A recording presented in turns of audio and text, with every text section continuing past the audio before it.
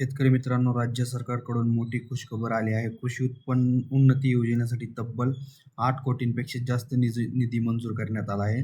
नवीन जी-आरमध्ये नेमकं काय आहे, कोणाला फायदा होणार, आजच्या व्हिडिओमध्ये संपूर्ण माहिती पाहणार आहोत. मित्रांनो, महाराष्ट्र शासनाच्या कृषी विभागाने 25 मे 2026 रोजी नवीन शासन निर्णय म्हणजे जी-आर जारी केला आहे, जो बघा तुम्हाला स्क्रीनवरती पण दिसत आहे.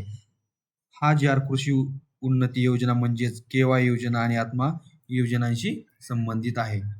या जी-आरमध्ये एकूण 802.40 लाख इतका निधी मंजूर करण्यात आला आहे. यामध्ये केंद्र शासन हिस्सा 481.44 लाख, राज्य शासन हिस्सा 320.96 लाख असा निधी वितरित केला जाणार आहे. ही रक्कम कृषी विस्तार कार्यक्रम सुधारण्यासाठी आणि शेतकऱ्यांना विविध योजनांचा फायदा देण्यासाठी वापरली जाणार आहे. जी-आरनुसार हा निधी आयुक्त कृषी कार्यालयामार्फत वितरित केला जाईल. तसेच जिल्हा स्तरावर आत्मा प्रकल्प संचालन आणि कृषी अधिकारी यांच्यामार्फत योजना राबवली जाणार आहे.